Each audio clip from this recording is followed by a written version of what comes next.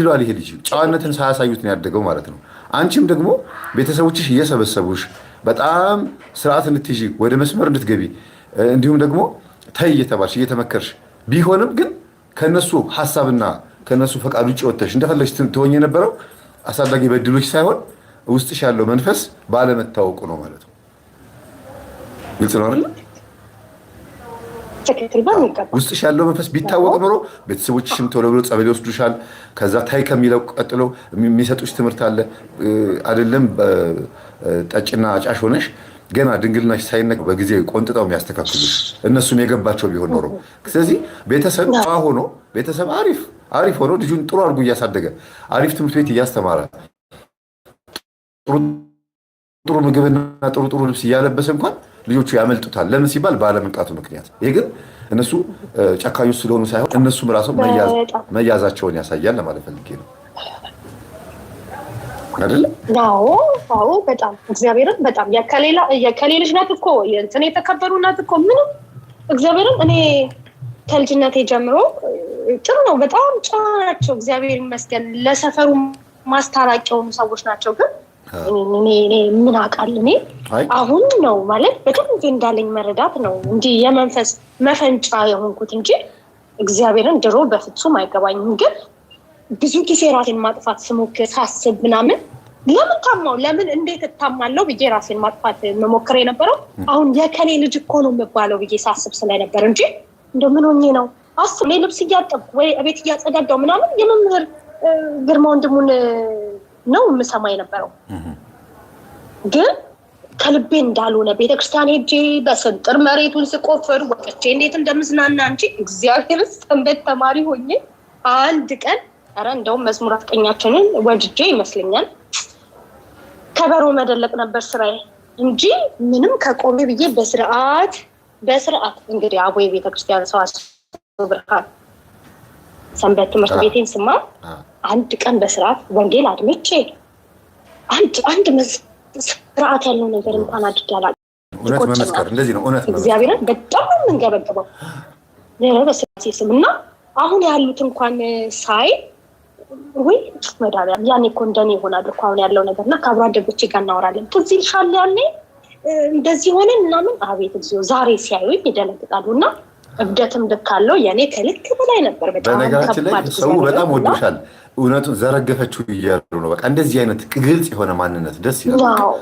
ሰንበት ትምህርት ቤት ሆኖ ከበሮ ከመደብደብና ነጠላ ለብሶ ከመመላለስ ውጪ ሌላ አይነት ምንም አይነት እውቀት ሳይኖራቸው መናፍቅ የሚሆኑ ከዛ ደግሞ በቃ እንደዚህ ዓለም ውስጥ ገብተው ጭምልቅ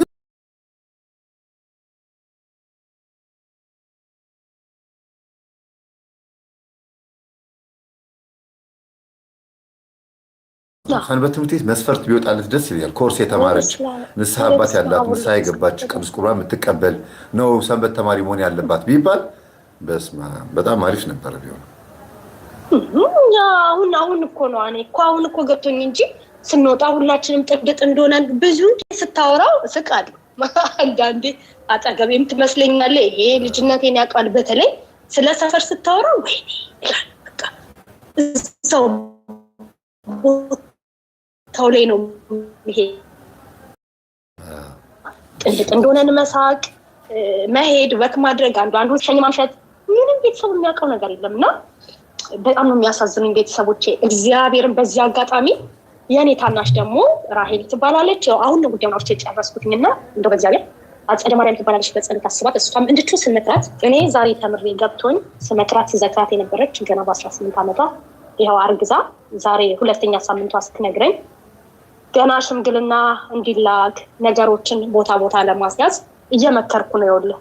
እና የሆነ የዛር መንፈስ እንዳለ የተረዳሁት ይኸውልህ እኔ ላቆም ነገሩ ከዚህ በፊት ሊቭ ላይም ገብቼ ወንድሜ ይነካካይ ነበር። አብረን በመንተኛ ሰዓት ብዙ ነገር ብዬ ነበር። ብዙ ልጆች ብዙ መምህራን ነው ብዙ ተማሪዎች ስላለ ያኔ እንደውም ብዙ አላወራንም። ቶሎ ኔትወርክ ተቋረጠ እና በጣም ከባድ ነው። መምህር እሱ አሁን ትዳር ይዞ አግብቶ ወልዶ እግዚአብሔር ይመስገን ያው ተቀባይ ናቸው። ሁሉም ይቀበላሉ። አንድ ነው የሚቀረውት እና ታናሼ እና ፈተናው እንደቀጠለ ነው ቤት ውስጥ ይገባቸዋል። አሁን ገብቷቸዋል። ግን እኔ ጋር አላውቀውም የዛር መንፈሱ በስርዓት ለባህር የሚገበር የሆነ ነገር እንዳለ ይገባል።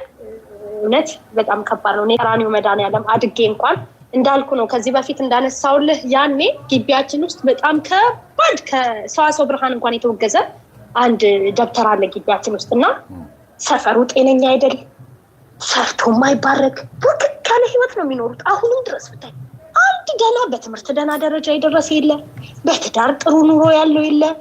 ሁሉም እዛው ምቀኝነት፣ መጨራረስ፣ ጠንቋይ ቤት ማጎብደድ። እግዚአብሔርም በጣም ኮልፌ ላይ ያለው ደግሞ ማለት ነው በስላሴ አውቃለሁ። እንደዛ አካባቢ በጣም ብዙ ነገር ገለታ የሚባል ጠንቋይ አለ። መርጌታ የነበረ ገለታ የሚባል የሰማሽኝ ነው እህቴ? አዎ። እና ቄሶች መጥተው እሱ ጋር ይበላሉ አሉ። እዛ አካባቢ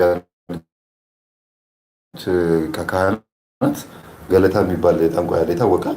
አሁንም ድረስ አለ ነው የሚባለው። ምናልባት ሞት ይሆን አላውቅም። እና እዛ አካባቢ በጣም ከባድ የሆነ መንፈስ እንዳለ ነው የምረዳው። ከጀርባ ወንዝ አለ።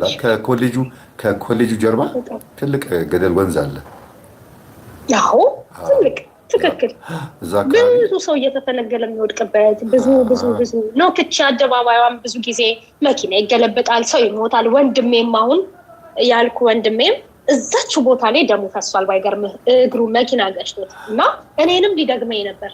ሙሴ አንከርፍፌ እንደዚህ በልብሴ ሙዝ ወዳለው እና እንደዚህ ልፍ ስል እግዚአብሔር አተረፈኝ። እሳችሁ የወንድሜ ደም የፈሰሰበት ቦታ ላይ ሊደግመኝ እና ሲገባኝ እግዚኦ ማርነ ክርስቶስ ብቻ ከስንት ነገር ተረፍኩ። በጣም ይገርማል። በጣም ከባድ ነው የነበረው ነገር። የነገርሽኝ ነገር አላልፈውም፣ በቀላል አላልፈውም። ሴቭ አድርጌዋለሁ፣ ስልክሽን እደውላለሁ። ስለ ሰንበት ትምህርት ቤት ህይወት አሁን እንደገና ደግሞ ከሚስቱ ከባለቤትሽ ከቀድሞ ባለቤትሽ ሚስት ጋራ ቀረርብነት በደንብ አላብራራሽን፣ በሰፊው አስገባሽና በደንብ እናወራለን። ዛሬ ግን እንደው እግዚአብሔር ሀሳብሽን ያሳካልሽ ብዬ መርቄሽ ነው የምሸኝሽ። በጣም አመሰግናለሁ። ያልተለወጠ በጣም ነው የማመሰግነው። እየመከርሻቸው ያሉ ያልተለወጡ ሰዎች ካሉ ይለወጡልሽ፣ እግዚአብሔር ይመልስልሽ። ቤተሰቦችሽም ገብቷቸው ከአንቺ ጋር ተባባሪ ስለሆኑ እግዚአብሔር ስሙ የተመሰገነ ይሁን። አቡነ ገብረ መንፈስ ቅዱስ ለዚህ ህይወት ስላበቁሽ፣ ለመንቃት ስላበቁሽ በእውነት በረከታቸው ይደርብን። እናመሰግናለን። እህታችን ወለተ ሚካኤል በጣም አመሰግናለሁ።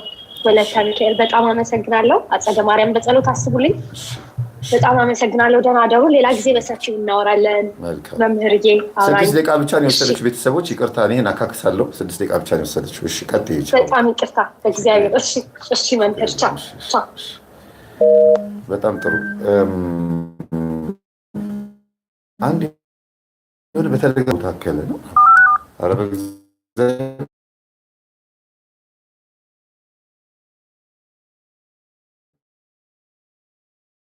በደንብ አድርጎ ብሪፍ ማድረግ። ኔትወርክ ሰላም፣ ኔትወርክ አስቸገረኝ። እሱ እስኪ ይገለጣል። ጨርቁ እንዴት ነው? በገና ትምህርት እንዴት ነው? ሰላም የለችም እያልኩኝ እያመሆሽ ነበር። ሄሎ ወለተ ኪዳን። ሰላም መምህር፣ እንዴት ነሽ? አቤት መምህር፣ እግዚአብሔር ይመስገን ሰላም ነው። አለው። አንድ ጊዜ አየር ላይ ቆይኝ። አንድ ጊዜ በየሰው መካከል ወይኔ ሲረዱኝ ሲያግዙኝ የነበሩ ሰዎች ላመሰግን ነበረ። እንትኑ ጠፋብኝ። ይሄ የሰጡበት ስማችሁን አላየሁም። እስኪ ጻፉልኝ፣ ድጋሚ ጻፉልኝ እና አመሰግናለሁ። እግዚአብሔር ያክብርልኝ። ጊፍት እየሰጣችሁኝ ያላችሁ ሰዎች ተባረኩ። በወጣ ይተካ፣ እግዚአብሔር ይተካላችሁ፣ እግዚአብሔር ይመልስላችሁ። ሌላ ምንም አይደለም። ሰሞኑን በተደጋጋሚ እየደወሉ ያሉ 4 እህትማማቾች አሉ። ይቅርታ ይህን መልዕክት ማስተላለፍ አለብኝ፣ ግን ይህን ማስተላለፈው ለተማሪዎቼ ብቻ ነው። ወደ ሌላ ሚዲያ እንድታወጡት አይደለም። ምንድነው ተሰባስበው ነበር መሰለኝ 20 ምናምን የሚሆኑ እህቶች ተሰባስበው ከተለያዩ ሰዎች የመምህር ግርማ የቀሲስ ሄኖክና ምናምን ተሰባስበው ለመምህር የሆነ ነገር እናድርግለት ብለው ብር ማዋጣት ሲጀምሩ ተጣሉ። እርስ በርስ ጸብ ተነሳ መሰለኝ። ምንድነው ጸቡ? መጥፎ ሆነው ሳይሆን ወይም ደግሞ ችግር ኖሮ ሳይሆን እንዴት እንመናችሁ ነው። 4ቱ ሴቶች ማን እንደሆኑ የት ሀገር እንደሆኑ እየተናገሩ ምን እያሉ ግን ሊያውቋቸው አልቻሉ። ምናምን እኔ ጋ ደውለው መምህርዬ እንግዲህ አንተ ጋር የደወልነው መደወል አልነበረብንም፣ ግን እንድትዳኘን ነው። እኛ ለአንተ ሰርፕራይዝ ልናደርግ አስበን ነበረ። መኪና እንደ ቤት እንደዚህ አይ ብሩ ይሻሏል እያልን ስናስብ ነበረ። እና ሰርፕራይዙ ይቅርና ራሱ ይስማ። እሱ በማያውቀው መንገድ ውስጡን ብር ስንሰበስብ ብሩ በዛውም ሊጠፋ ይችላል። ከአራታችሁ አንዳችሁ እጅ ላይ ብሩ ሊሰረቅና ሊወሰድ ይችላል። እና ምን ይሻላል አሉኝ። እኔ በዚህ ጉዳይ ላይ ሀሳብ መስጠት አልችልም። እሺ በላይቭ አውራው አሉኝ። ይኸው በላይቭ ምን ብዬ ላውራ? እንደዚህ እየሆነ ነው። እርስ በርስ መተማመን አቅቷቸዋል። ሀሳባችሁ መልካም ቢሆንም እግዚአብሔር አክብርልኝ። አንድ ቀን እኔ በዩቲዩብ ላይ ለእኔ እንደዚህ ስጡኝ ቸግሮኛል ብዬ ለግሌ ሳንቲም ጠይቄ አላውቅም። ምናልባት አበድሩኝ ብዬ እሱን አበድሩኝ ያልኩት ለዩቲዩብ ተዘግቶ በነበረበት ሰዓት የጎዳና ልጆችንና አንዳንድ ማግዛቸውን እህቶች የቤት ኪራይ ምናምን ልታግዙኝ ነው እንጂ ለግል ህይወቴ ግን አንድም ቀን ምንም ነገር ጠይቄያቸው አላውቅም ብዬ አስባለሁ ከምትሰጡኝ ጊፍት ውጭ።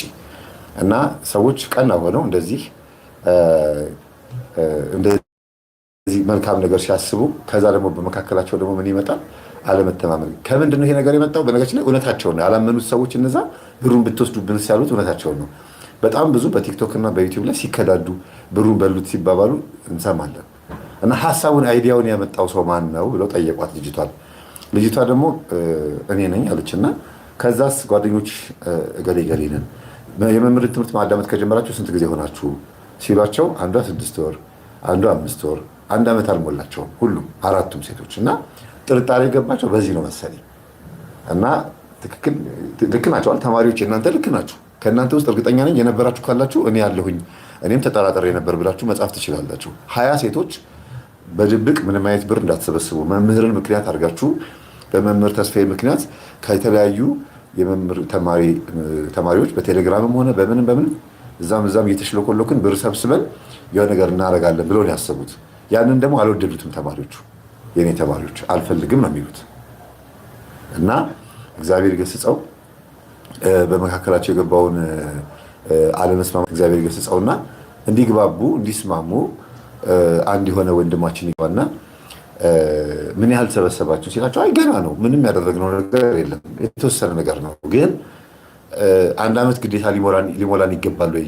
ለሱ በጎ ነገር ለማሰብ ለሱ ጥሩ ነገር ለማሰብ የግዴታ ዓመታት ማስቆጠር አለብን ወይ ሲባል ነው ትምህርቱን በደንብ አዳምጠው የሆነ ቢዝነስ ነክ ነገር ውስጥ የሚገቡ ሰዎች አሉና እኛ ልናውቃቸው ልናምናቸው አንችልም፣ አስቸጋሪ ነው።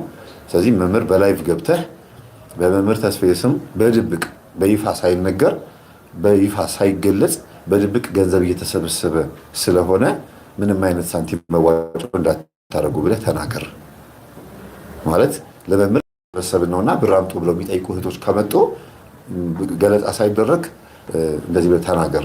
ይሄ ጥሩ አይደለም፣ ብራችሁ እንዳትበሉ። ቀድመ መጀመሪያ የተናገርኩት ለዛ ነውና በልና ተናገር አሉኝ። አሁን እነዚህ 4 እህትማማቾች ሌቦች ስለሆኑ ወይም ደግሞ ችግር ስላለባቸው አለ ይሄን መልዕክት የምናገረው እልባት እስኪገኝ ድረስ ወይም በምን መልኩ ይሄን ነገር እናርገው ብለው ራሳቸው ተስማምተው እስኪወስኑ ድረስ ምንም አይነት ብር እንዳታንቀሳቀሱ፣ ለመምህር ተስፋዬ ገንዘብ መዋጮ እያደረግን ነው ብለው እህቶች ቢመጡ ወንድሞችም ቢመጡ ምንም እንዳታረጉ ብለዋልና ይኸው መልዕክቱን አስተላልፌያለሁ። ግን ስላሰባችሁልኝ አመሰግናለሁ። እግዚአብሔር ያክብርልኝ፣ እግዚአብሔር ይስጥልኝ። ተባረኩ። እንደተደረገልኝ ነው የምቆጥረው፣ በቃ እንደሆነልኝ ነው የምቆጥረው። ለምን በዚህ ልክ ሰላም ምንድን ነው እዚህ እኮ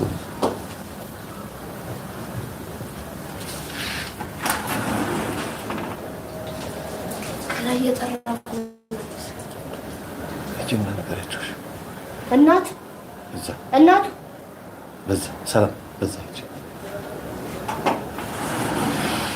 እሺ እና ስላደረጋችሁልኝ ነገር በሙሉ በጣም አመሰግናለሁ። እግዚአብሔር ያክብርልኝ። እንደተደረገ በቃ ልክ ቤትም ከሆነ ገብቼበታለሁ፣ መኪናም ከሆነ ነድቼዋለሁ፣ ገንዘብም ከሆነ ተቀብዬዋለሁ። በጎ ነገራችሁን በሙሉ ተቀብያለሁ። አመሰግናለሁ። ግን እንደዚህ አይነት ነገር ውስጡን ገና ለሰርፕራይዝ ሲባል እንደዛ ባይሆን ጥሩ ነው ብዬ አስባለሁ። ሰርፕራይዝ ለማድረግ ሲባል ብዙ ነገር ሊፈጠር ስለሚችል ማለት ነው። እሺ ወለተ ኪዳን አቤት መምህራችን፣ እንዴት ነሽ? ሰዓትሽን አልወሰድኩም። 6 ደቂቃ አየር ላይ ቆይተሻል። ከዚህ በኋላ 6 ደቂቃ እኔ ላንቺ እሰጥሻለሁ ማለት ነው። ችግር የለውም። እንኳን አደረሳችሁ ሁላችሁም፣ የመምህር ተማሪ መምህርም እንኳን ለቅዱስ ገብርኤል አደረሳችሁ። እንኳን አብራ ደረሰን። ሊቀ መላእክት ቅዱስ ገብርኤል ሁላችን የሚባርከን።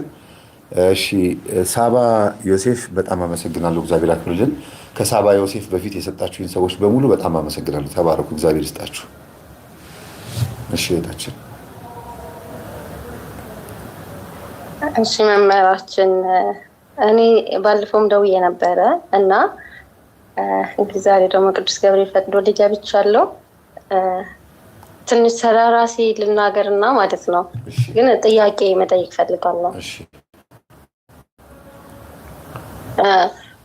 እኔ ማለት ነው መምህራችን ተማሪ እያለሁ ማለት ነው 10ኛ ክፍል ማትሪክ ልንፈተን አካባቢ ወደ መጨረሻው ላይ ማለት ነው ፎርም የምንሞላበት ሰዓት ጓደኞች ነበሩኝ እና ያው የሰፈር ልጆች ማለት ነው። እኔ ብዙ ከሰው ጋር አልቀራረብም፣ እንደዚህ ከሌ ጓደኛ ምናምን የለም፣ ግን ሰፈር ልጆች ጋር አብረን ትምህርት ቤት እንሄዳለን እንመጣለን እና ኳስ የምጫወት ነበር በዕለቱ ማለት ነው። እና ምን አሉ መሰለ መምህራችን፣ ፀጉራችንን እንቆረጥ እንስተካከል፣ ለምን እንደ ወንዶቹ አንቆረጥ ምናምን ሲሉኝ እሺ ብዬ ፀጉር ቤት ገባንና ሙሉ በሙሉ ፀጉሬን ተቆረጥኩት ማለት ነው።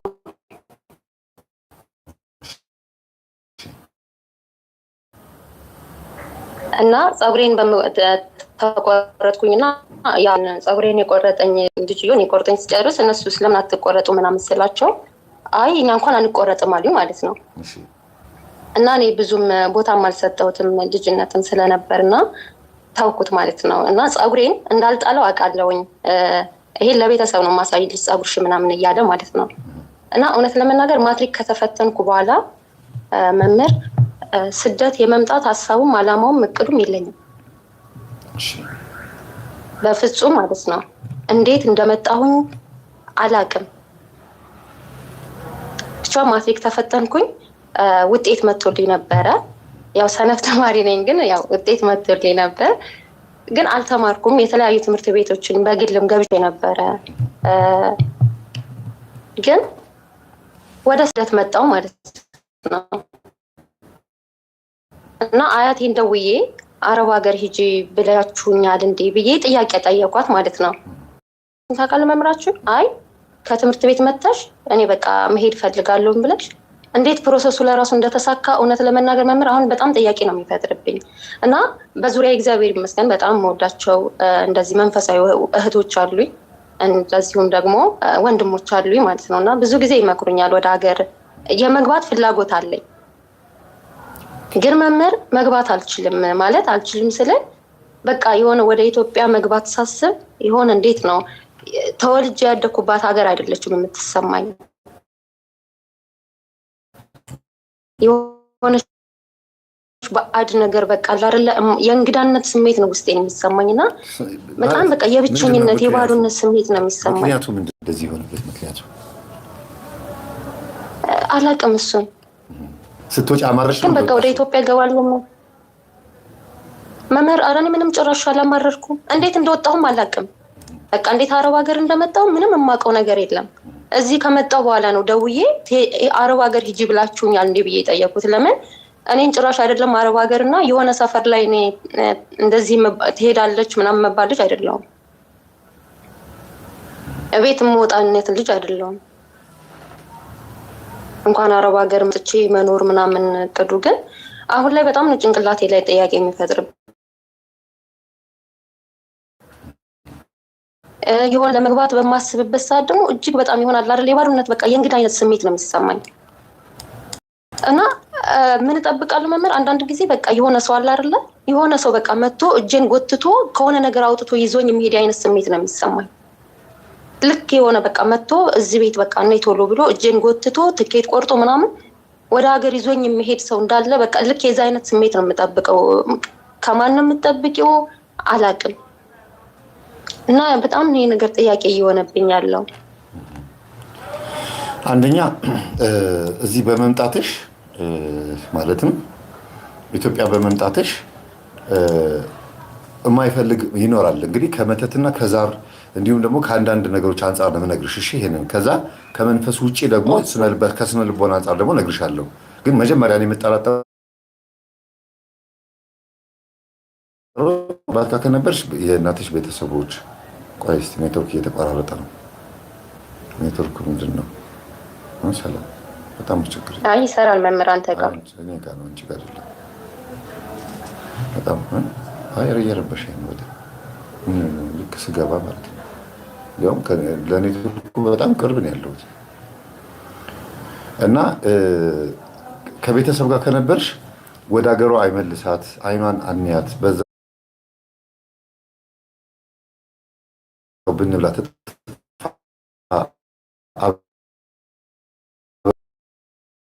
አብራን ከርት ተደርጎብሽ በቃ ብንብላት ትጥፋ ተብሎ ከሆነ አንደኛ ማለት ነው። ሁለተኛ ደግሞ ራሳቸው ቤተሰቦች ራሳቸው አንቺ ገንዘብ ምትልኪላቸው ከሆነ ምትረጃቸው፣ በተለይ እዚህ ኢትዮጵያ በገንዘብ ምትረጃቸው ሰዎች ካሉ ልመጣ ነው ምናምን ስትያቸው አረ እሷ ከመጣችማ የገቢ ምንጫችን ተቋረጠ ብለው ባለችበት እዛው አስቀራት ብለው የተደገመም ይኖራል። ገባሽ? ከዛ ሶስተኛ ደግሞ ዛሩ በራሱ እዚህ ስትመጪ ጸበል ልጠመቅ፣ ሱባኤ ልግባ፣ ላስቀድስ ምናምን የምትይበት ሁኔታ ስለሚፈጠር እና ለሃይማኖቶች ቀና ስለሆንሽ ኢትዮጵያ ስትመጪ እንግዲህ በየደጃፋችን በየሰፈሩ ራቅ ብሎ በ100 ሜትር ርቀት ስለሆነ ቤተክርስቲያን ያለው ያን ነገር ላይፈልገው ይችላል። እና ይሄ ከመንፈሶቹ አንጻር ነው የምነግርሽ፣ መምጣትሽን የማይወደውት እንዳይያዝ ማለት ነው። ሌላው ደግሞ ከስነ ልቦና አንጻር ግን ስትሄጂ ከኢትዮጵያ ተጣልተሽ ከፍቅረኛሽ ጋር ሊሆን ይችላል፣ ከእናት ከአባት ጋር ወይም ደግሞ በገንዘብ ምክንያት አማረሽ ጥሩ ባልሆነ መንገድ ወጥተሽ ከሆነ መምጣት ሊያስጠላሽ ይችላል። እና ከየትኛው እንደሆነ እስቲ ገምቺ። አሁን ከነገርኩሽ ውስጥ ሊሆን ይችላል። መምህር አቤት ፍቅረኛ ምናምን የሚባለውን ነገር እንኳን አላውቅም። እንደዚህ አይነት ውስጥ የነበርኩ ልጅ አይደለሁም። ለመማረርም ደግሞ ማለት ቤተሰብ ፋሚሊ በህይወት ባይኖሩም ግን ያደኩት ከአያቴ ጋር እና ሁለተኛ ነገር ደግሞ እንደዚህ በሆነ ድርጅት ውስጥ ነበር ያደኩት ማለት ነው። በወላጅ አልባ ማለት ነው። እና እንደዚህ የሚያማርር ነገር ምንም አይነት ነገር እውነት ለመናገር አላጋጠመኝም። ያኔ ቤተሰብ ጋር መጋጨት ምናምን ሊኖር ይችላል፣ ግን እንደዚህ ስደት የሚያስኬድ ነገር በፍጹም አላውቅም፣ የለም። ኦኬ እንግዲህ ይሄንን ሀሳብ ያቀረብኩት እንድትገምቺ ነው። አሁን ከመተት ሊሆን ይችላል ያልኩሽም ለዛ ነው። ከጎረቤትም ከሆነ እንድትቀሪ የሚፈልጉ መትረጃቸው ሰዎችም ካሉ ከዛ አንጻር እንድትመልሽልኝ ነው። 4 አማራጭ ነው የሰጠሁሽ እኮ እና ከየትኛው ገምቺ፣ ከየትኛው ነው የሚሆነው? ከመተት ብዬ አስባለሁ። ለምን መምህር እኔ አንዳንድ ጊዜ ማለት ነው ማለት የሆነ ችግር አለብኝ። እኔ ችግሬ ምን እንደሆነ መምህር ሰውን ካመንኩኝ ሰው ይጎዳኛል ብዬ አላስብም። በቃ የእምነት ጥግ የሚባለው አለ አይደለ? ሰው በቃ በአይኔ ካላየው ያንን ሰው የሚጎዳኝን ሰው ልክ እንዴት ነው በቃ እንደሚጎዳኝ በአይኔ ካላየው በስተቀር አላምንም።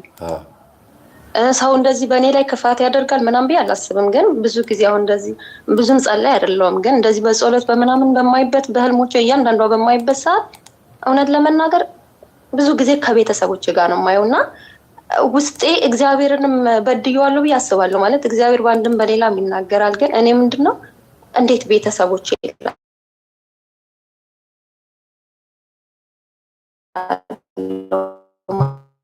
ማለት ብዙ ጊዜ ምንማት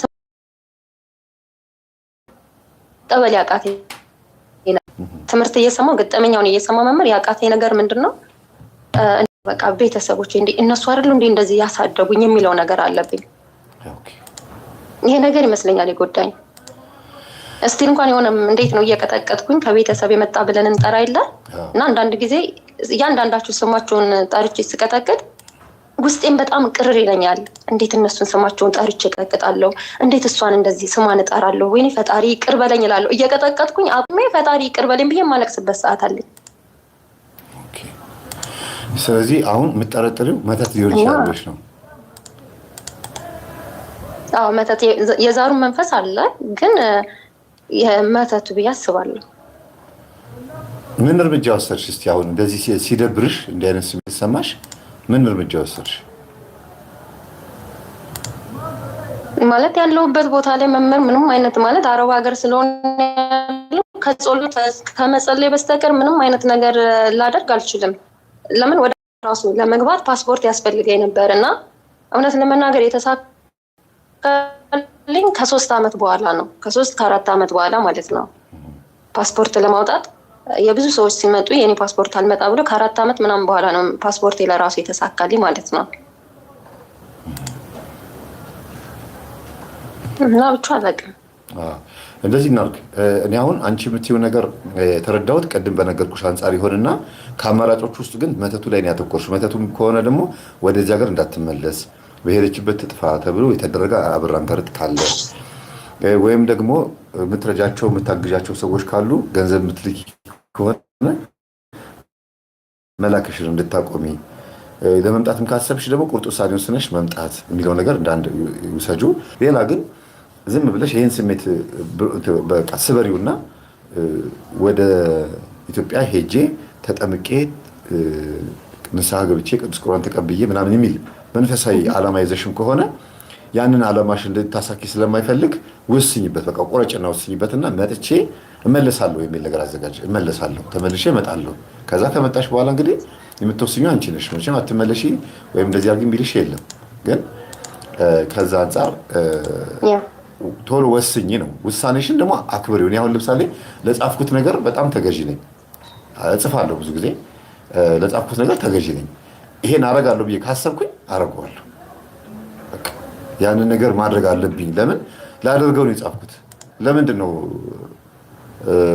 ማለምጠው? ለምን ወሻክታለሁ? ለምን ለጻፍኩት ነገር ተገዢ ለምን አልሆንም ብዬ ራሴን ማወቅስበት መንገድ አዘጋጃለሁ። እና ወደ ምን ይገፋፋኛል? ጽፌው አድርጌው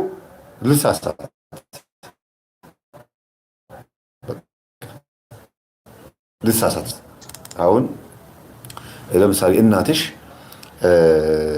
አሉ በህይወት ሮሽ ናቸው ወይስ የት ናቸው ያሉት? ነው በህይወት የለችም። በህይወት የሉ። ማን ነው በአንቺ የሚተዳደር ሰው ማን ነው? ግልጽ እናውራ። ወይ ሁሉ በአንቺ ይተዳደራሉ። ቤተሰቦቼ ጥሩ ሰዎች ናቸው ወይ ታስቢያለሽ? ማለት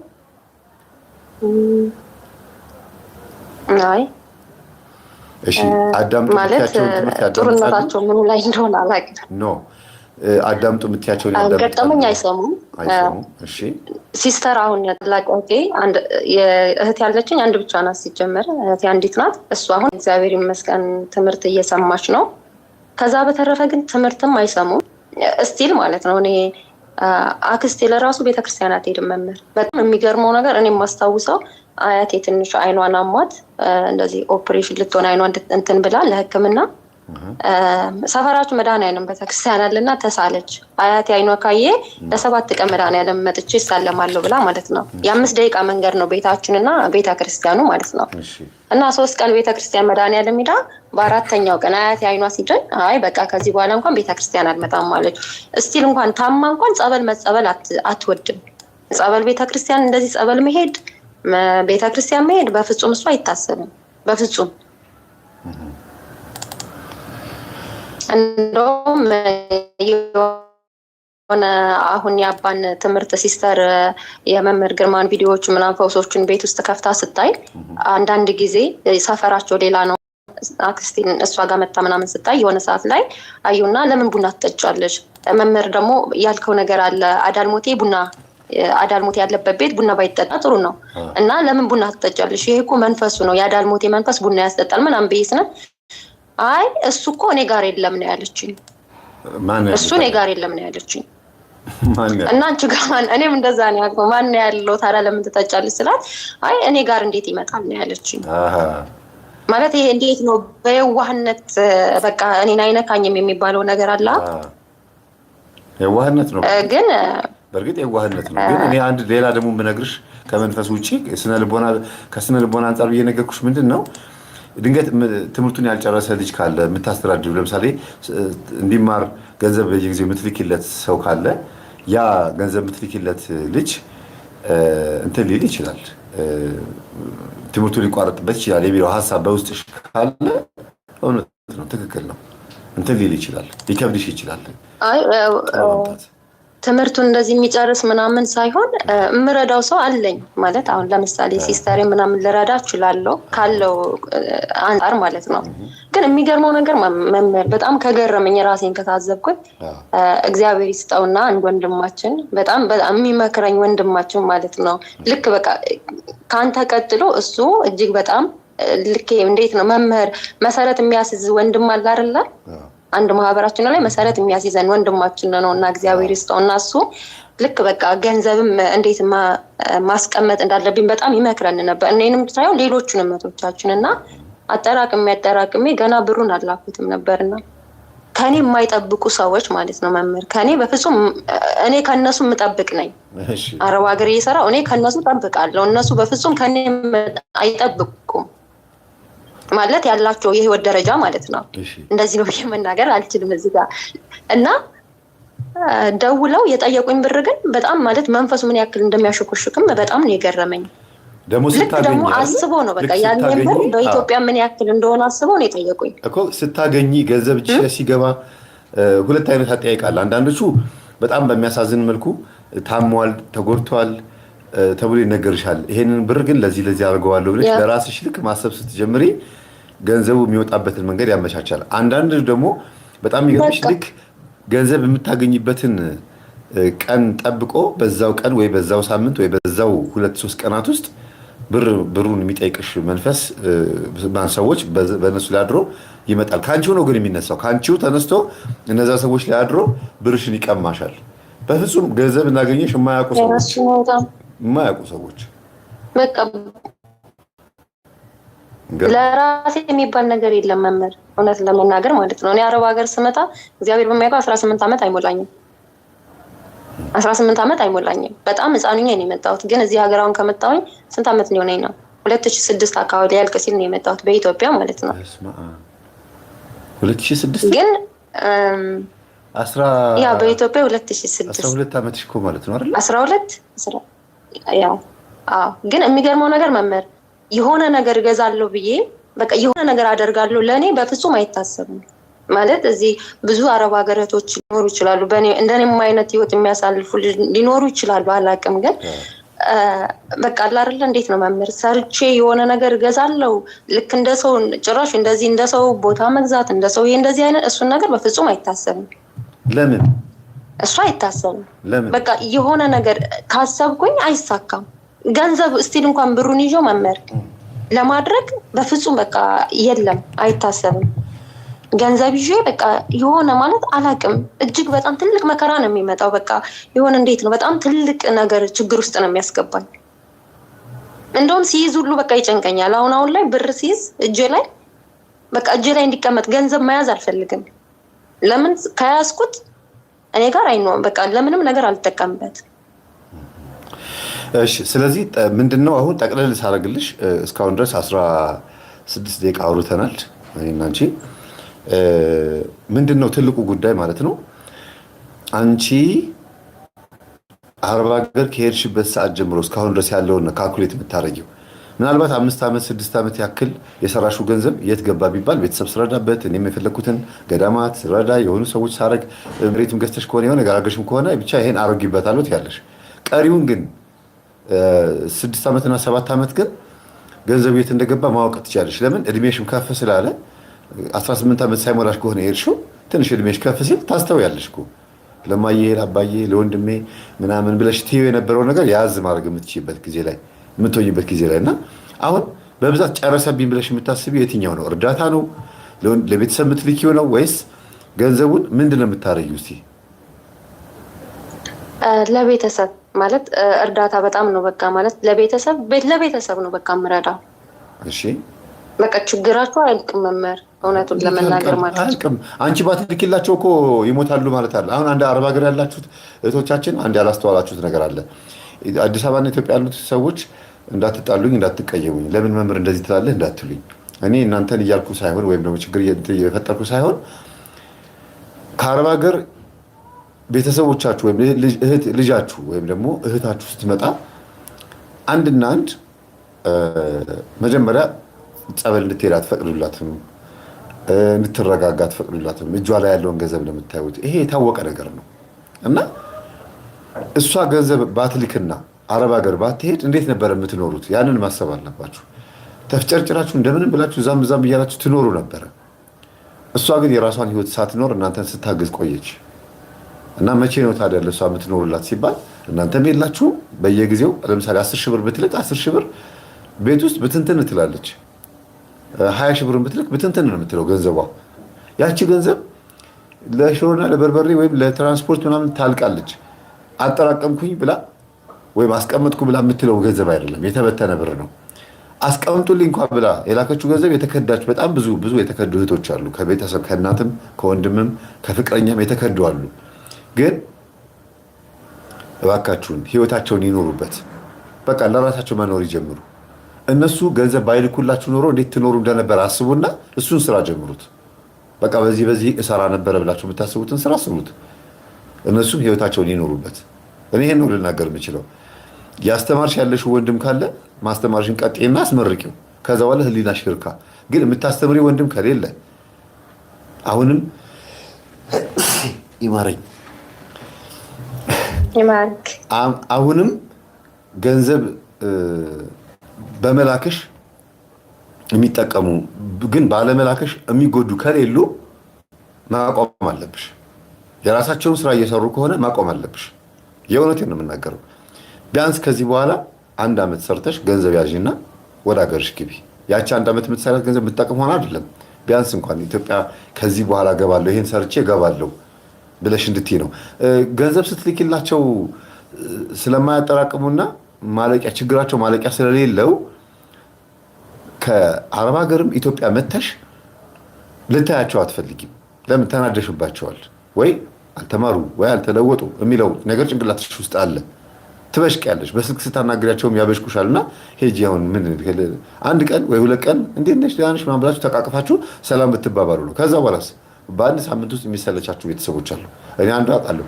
በ1 ሳምንትና በ2 ሳምንት ውስጥ እንደዛ ተነፋፍቀው ሲለቃቀሱ የነበሩ እናትና ልጅ ስትመጣ በ1 ሳምንትና በ2 ሳምንት ውስጥ ተጣልተው ተመልሳ ወር ባልሞላ ጊዜ ውስጥ ወደ አረብ ሀገር የተመለሰች ትሄዳለች። እንዲህ አይነት ነገር አለ። ይሄ መንፈሱ ላይ ያስማማ ይችላል። ግን መንፈስ ብለን አንይዘው። ከጥቅም አንጻር ነው። ምን ልታደርጊ መጣሽ ነው? ዝም ብለሽ ነው እዚህ ጦርነት ነው እንደዚህ ነው ማምለው ምክንያት ይሰጣሉ እናቶች። ጥሩ አይደለም ይሄ። በጣም ነው የሚያሳፍረው እንደዚህ አይነት ነገር ውስጥ መግባት። ልጆቻቸው ወገባቸው እስኪቆረጥ ድረስ ሰርተው ገንዘብ እንዲልኩ በባርነት እንዲኖሩ እድሜያቸውን በዛ እንዲጨርሱ መፍረድ በጣም ከባድ ነው። ስለዚህ አንቺ ቁርጥ ውሳኔ መወሰን ያለብሽ ከሁለት አንገር ነው። ገንዘቡን ብታቆሚ የሚራብ የሚጠማ ሰው አለ ወይ ብለሽ አስቢ። እኔ ባልሰጣቸው ምን ይሆናሉ ብለሽ አስቢና የሚጎዱ ካሉ እንዴት ሳይጎዱ አንቺም ሳትጎጂ እንዴት መጠቀም እንዳለብሽ ይሄ ነገር አስቢ። ኢትዮጵያ ከመጣሁ በኋላ ከቤተሰቦች ጋር ሳልገናኝ እጠመቃለሁ ብለሽ ካሰብሽ ቶሎ ነው የምትመጪው። ግን ገና ለገና ይሄን ሁሉ 12 ዓመት ሙሉ ሳገዛቸው ነበር። ምንም አይነት ለውጥ የለም። ያው ነው ከእጅ ወደ አፍ ነው። ለውጥ የላቸውም።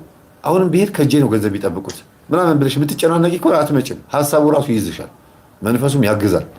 አትምጭ ነው የሚልሽ እና ይሄንን ደግመሽ አዳምጪ። አሁን ያወራነው ነገር በተለይ መጀመሪያ የነገርኩሽ ነገር አዳምጪ። ቅድም ያልኩሽ ቤተሰብ በሙሉ በተለይ የሄድሽባቸው ቤተሰቦች አንቺ ወደ ኢትዮጵያ በመምጣትሽ የሚቋረጥባቸው ኢኮኖሚካሊ የሆነ ነገር ካለ እንድትመጪ አይፈልጉም። ስለዚህ እዛው አስቀራት ብለው መተትም ባያረጉ ድግምትም ባያረጉ እንደው ሊያሟርቱ ወይም ሊራግሙ ወይም ደግሞ የሆነ ነገር ሊመኙ ይችላሉ። ያ ምኞትም ምናልባት መንፈሱ ሊያግዛቸው ይችላል። አረ እንደ ጉራን በሰብራት እንደ ባልመጣች እዛው ባስቀራት ይላሉ እኮ ባያስደግሙም። ጥበብን ደግሞ ወይም ጥንቁልናን እንደ ጥበብ ደብተራ ጋር መሄድን እንደ ጥበብ ቆጥረውት ያን ነገር እንደውች ልጅ እንዳትመጣ አድርግልኝ፣ ስሟን ንገሪኝ፣ ችግር የለውም እገሊት፣ ከዛ በቃ ችግር የለውም አትመጣም ይባላል። ሁሌ አስበሽ የምትቀሪው ለዛ ሊሆን ይችላል። ቤተሰብሽ ጋር ግን እያጣላውሽ እንዳይሆን እፈራለሁ። ቀጥሎ ደግሞ ጎረቤት ደግሞ ሊሆን ይችላል።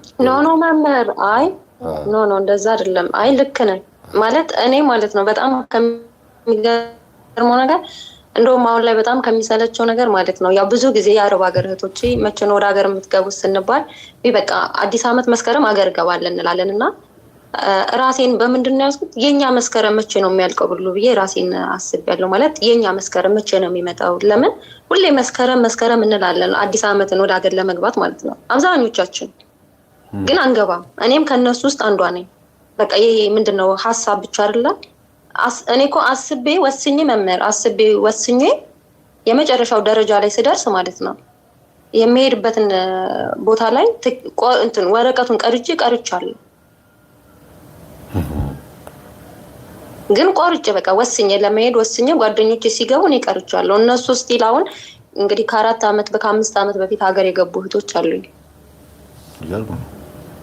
አሁን ላይ ሀገር ቤት የራሳቸውን ህይወት ምናምን የሚኖሩ እህቶቼ ማለት ነው። ስንት ዓመት? የሚገርመው ነገር እኔ ጋር ብቻ ሳይሆን እድሜሽን ንገረኝ እስቲ። ወደ 27 በሴት ልጅ እድሜ 27 ዓመት ከሞላት ቢያንስ 2 ልጅ ወይ 1 ልጅ ማድረስ አለባት፣ አግብታ ጨርሳ ማለት ነው። ተስፋ ልስጥሽ፣ ትመጫለሽ? እመጣለሁ። ነይና ላጋባሽ። እጃቸው ዘግተው የሚጠብቁሽ ባሎች አሉ። ይሄን ተስፋ አድርገሽ እስቲ ነይ በቃ። ከዛ ለመጠመቅ ለምንም ያበቃሻል፣ ችግር የለውም። የሚገርመው ነገር መምህራችን እንደዚህ ትዳር የሚባል ማለት የሚባለው አይደለም፣ ይቅርታ ግን በህይወቴ በጣም ከምፈራው ነገር በቃ ይሄ እሱን ነው። በጣም ወይ በስመ ስላሴ እንደውም አሁን ትንሽ ተሽያለሁ መሰለኝ። እግዚአብሔር ይመስገን። እንደዚህ ሰዎች ጋር ትዳር ሲባል መምህር የሆነ እግዚአብሔርን አልዋሽም፣ በቃ የሆነ በጣም ነው በቃ እንደዚህ ሳወራ ለራሱ ውስጤ የሚፈራው የፍርሃት ስሜትና የልብ ምቴ ማለት ነው እንዲህ በቃል አልገልጸውም። በጣም ነው የምፈራው እና እንደዚህ ከሰው ጋር እንደዚህ አልግባባም፣ እውነት ለመናገር ማለት ነው። 2 ጓደኞች አሉኝ እህቶቼ ማለት ነው። ከነሱ ውጭ ሌላ ሰው ጋር ምናምን ማውራት የለም። እንደዚህ ሰው ጋር ማውራት፣ እንደዚህ ሰው ጋር መቀራረብ ጭራሽ እሱ አይታሰብም እኔ ጋር። በጣም ይገርማል። ሀና ማርያም ልጅ የምትባል 30 ዓመት ሞላኝ ትላለች አረብ ሀገር። በጣም ይገርማል። ይሄ ደግሞ እድሜ ልክ በይ በቃ ተፈረደባት። አሁን አንቺ ትዳር ትፈሪያለሽ። ምናልባት እናትና አባትሽ ጥሩ ትዳር ላይኖሩ ይችላሉ። እነሱ ሲደባደቡ፣ ሲጣሉ፣ ሲጨቃጨቁ እያየሽ ወይ አባት ወይ እናት ቺት ሲያደርጉ፣ ሲማግጡ፣ የሆነ ነገር ሲያደርጉ እያየሽ አድገሽ ሊሆን ይችላል። ወይም ደግሞ የሚጣሉ ሁልጊዜ የሚጣሉ ችግር ውስጥ የገቡ ትዳሮችን እየሰማሽ ድንግልም ከሆንሽ ይሄ ገና ለገና ወንድ የሚባለውን ስሜት ስታስቢው ይሄ ገና አይተሹ ኖረሹ ማታቂው ላይፍ ስታስቢው ሊያስጠላሽ ይችላል። አይነ ጥላውም ካለ ደግሞ ስለ ትዳር እንድታስቢ ላይፈቅድልሽ ይችላል። መስተፋቅር ያደረገብሽም ሰው ካለ የማንም እንዳትሆኚ በእልህ የገባውም ወንድ ካለ ጠይቆሽ እምቢ ያልሽው፣ በእርግጥ 18 ዓመት ሳይሞላሽ ከሄድሽ ምንም አይነት ፍቅር ጊዜ ሊኖርሽ ይችላል ብዬ አላስብም። ግን ከብዙ ነገር አንጻር ትዳርን እንዳትመኝ ያደርጋል። ምናልባት የምጠራጠረው ግን ስታድጊ ጥሩ የትዳር ላይፍ አላየሽም መስባለሁ። ከቤተሰቦች የትኛው ነው? አንደኛ ቤተሰቦቼ እናትና አባቴ እኔ እንደተወለድኩ ነው የተለያዩት። ግን መምህር ካየሁት አይምሮዬን ከሚከብደኝ ነገር ማለት ነው እውነት ነገር አንድ ወንድ አንድን ሴት ልጅ ካፈቀራት በቤተሰብ እንኳን መጥቶ ማለት ነው ሴት ልጅ ከወደዳት ካከበራት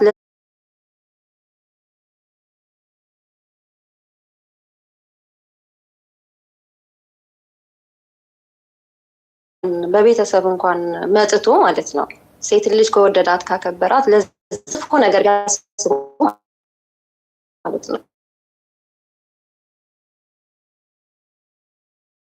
ተቋርጦ ግን ምን አለ መሰለህ መምህራችን እጅግ በጣም ማለት ላይምሮም ለህሊና እንዴት ነው የፖሊስና ህብረተሰብ የሚቀርብ ነገር በአይኔ በብረት ይቻለው እውነት በመናገር ማለት ነው ትልቅ ወንጀል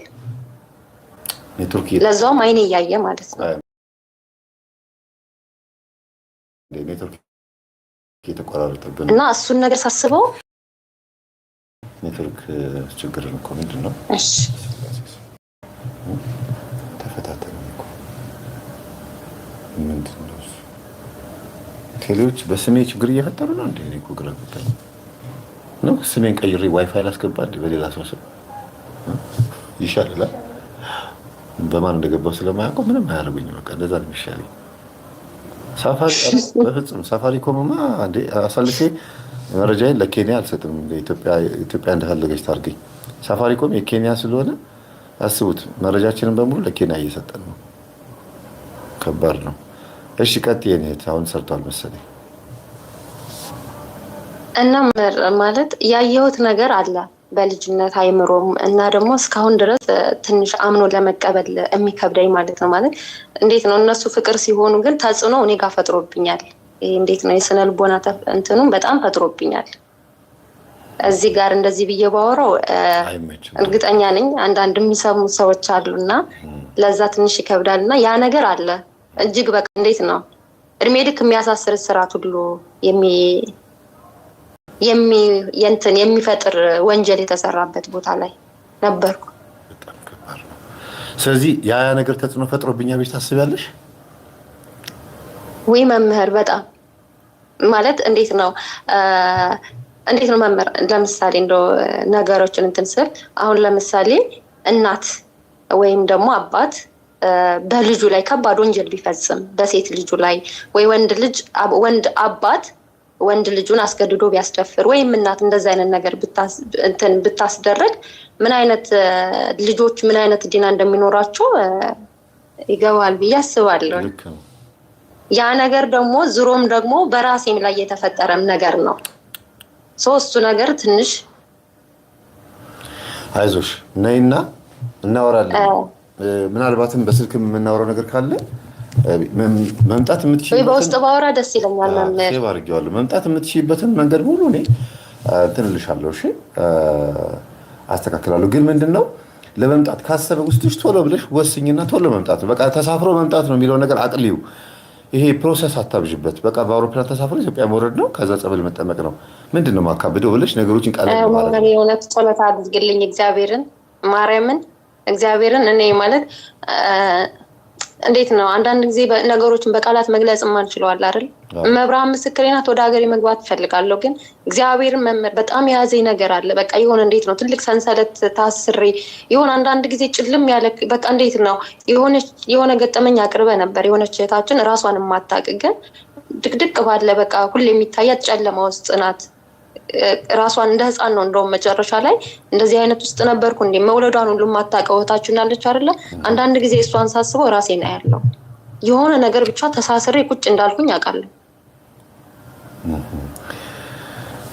ግን ሁላችሁም በደንብ እናወራለን። አሁን ብዙ ሰዓት ወስደሻል፣ ግን ይቅርታ ቢያሁን ይቅር በያቸው። ይቅርታ ሁላችሁም 1200 ልጆች እህቶች ወንድሞች አላችሁ። ሁላችሁም በእግዚአብሔር ስም ይቅርታ። ችግር የለውም። የሚጠቅም ነገር ስለሆነ ነው ዝም ያልኩት፣ የሚጠቅም ስለሆነ ነው። ግን ምንድነው መሰለሽ አሁን ልጠቅልለውና ነይ እናወራለን። በስልክም አወራሻለሁ። የነገርኩሽን ያወራናቸውን ነገሮች በሙሉ ግን አዳምጫቸው፣ መልሰሽ አዳምጫቸው። ትዳር በጣም ደስ የሚለው ነገር በሁለት መንገድ ነው። አንደኛ አስተዳደግ፣ በቃ ቤተሰብ እናትና አባት ልጆቻቸውን ጥሩ አድርገው ካሳደጉ ልጆቹም ጥሩ ትዳር የመኖር የመጓጓት ነገር ያድርባቸዋል። ሁለተኛ ነገር ደግሞ አንድ የሆነች ልጅ አባቷ እያለቀሰ ይነግራት ነበር እና አብረው እየኖሩ ነይ ሻይ ጠጣ ብሎ ይዟት ወጥቶ እድሜዋ ሲደርስ 16 ዓመት 18 ዓመት ሲሞላት ይኸውልሽ እናትሽ እንደዚህ ታረግ ነበር፣ አንቺ እንደዚህ እንዳትሆኚ፣ እናትሽ እንደዚህ አይነት ችግር አለባት፣ እኔ እና እሷ የምንጣለው በዚህ ምክንያት ነው ምናምን ብሎ ሲነግራት ከዛን ቀን ጀምሮ አባቷን መጥላት አቆመች። ለምንድን የምትመታት ማየን ለምን እንደዚህ የምታረጋት ማን ብላ በጣም ትጠላው ነበር። እና ከጓደኞቿ ጋር ስታወራ ሰማት። እኔ ሳድግ አላገባም ስትል ሰማት። ለምን በቃ እንደ አባቴ አይነት ባል ስለሆነ የሚያጋጥመኝ አልፈልግም ምናምን። ከዛ ነገራት። እንዴ ለካ ሁሉ የዚህ ሁሉ ችግር እናቴ ነበረች እንዴ ብላ እናቷን ጠልታ ሳይሆን ለእናቷም አዝና ለአባቷም አዝና ጥሩ ሚስት ለመሆን ነው ስልጣን የወሰደችው። በጣም በሚገርም መልኩ ራሷን አደራጅታ እንዴት ጥሩ እናት እንደሆነች ዛሬ ላይ ብታያት ይገርምሻል። ለልጆቿ የምትሰጠው ፍቅር፣ ለባሏ የምትሰጠው ፍቅር፣ ትዳሯን ቤቷን እንዴት እንደምትይዝ ብታያት ማለት ነው። በትክክል ከእናቷ ነው የተማረችው፣ ከአባቷ አይደለም። ከእናቷ አባቷ ጠዋት ወጥቶ ማታ የሚቀረው፣ እናቷ ግን ሙሉ ቀን ስለ ባላቸው ወይም ስለ አባቷ ሲጎነጉን የሚውሉትን ነገር ስለምትሰማ ተቃራኒውን ነው እያደረገች የኖረችው። እና አንዳንዴ አስተዳደግ ብቻ ሳይሆን አመለካከትም ጭምር በራሱ ጥሩ ትዳር እንዲኖር ያደርጋል። እና አመለካከትሽን አስተካክይ እሺ።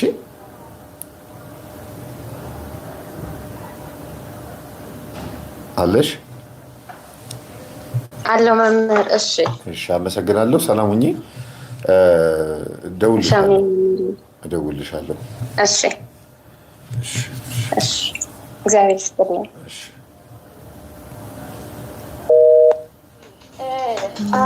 እሺ ላሰማችሁ ይሄን እንትን ኧረ ቆዩ።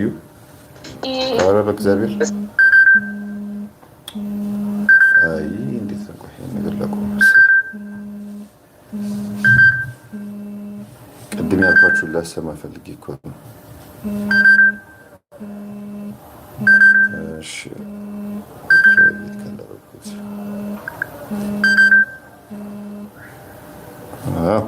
እንደዚህ ማንቆርቱን ሲይዘው እሺ በጣም የሚያሳፍረው። እስቲ አሁን ቅድም ቪዲዮ አሳያችኋለሁ ብያል ነበረ። እስቲ ለሃይማኖት ስሙት። ግን በዚህ አጋጣሚ ይህንን በማሰማቴ ይቅርታ ብያለሁ። ይቅር በሉኝ። ቃላቱ ትንሽ ብልግና ቢኖረውም ግን ሕፃን ስለሆነ ወደ ሌላ ነገር ይገፋፋናል ብዬ አላስብም። እንዲያውም እንድናዝን እንድንጸልይ ነው የሚያደርገን። ይህም በመስማታችን በጣም ነው የሚያሳፍረው። አንደኛ ልጁ የሚገጥመው ግጥም እንዴት ቶሎ ቃብ እንዳደረገው፣ ሁለተኛ ነገር በዙሪያ ያሉት ህፃናቶች ይቀበሉታል። ከዛ ደግሞ አዋቂዎችም አሉ ከኋላ ይስቃሉ። ስሙ፣ ዝም ብላችሁ ስሙት።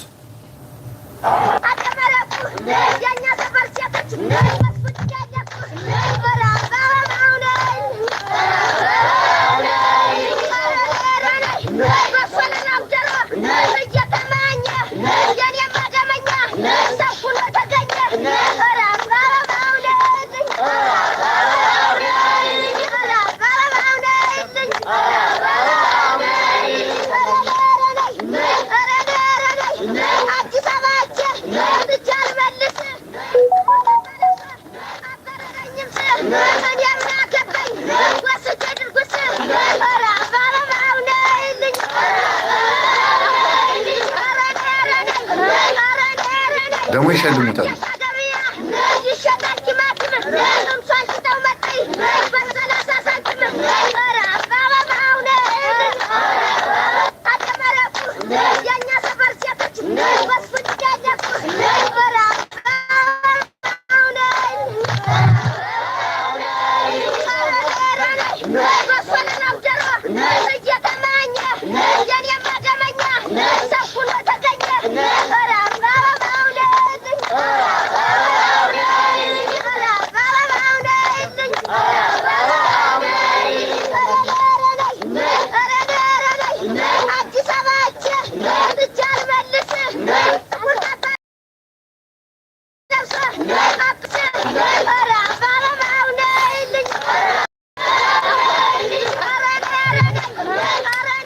አሁን እሺ ይሄ ልጅ ግንባሩ ላይ ብር እየተሸለመ ነው። ምን ስላለ? ብልግና ቃል ስለተናገረ። ግን ብልግና መሆኑን ያውቃል ወይ? እድሜውን ገምቱት እስቲ። 10 ዓመት ገምቱት እስቲ በእውነት።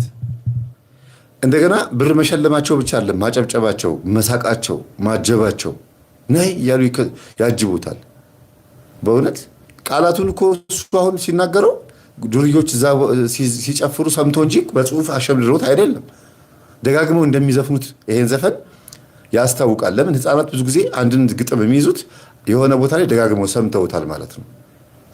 አንድ ጊዜ ብቻ ሰምቶት ይሄንን ግጥም ሊለው አይችልም። ከዛስ ግጥሙን በቃሉ እስከ መሸምደድ ያደረሰው ምን ቢስበው ነው? አንዳንድ ኢንተርቪው አይታችኋል። እኔ ዝሙት የጀመርኩት በ8 ዓመቴ ነው፣ እንደዚህ ይሰማኝ ነበር፣ እንደዚህ አይነት ስሜት አለብኝ ምናምን ይላሉ አይደል? እንደዚህ ነው በቃ። እንደዚህ አይነት ጭብጨባና እንደዚህ አይነት አጀብ ስላለው ነው ማለት ነው።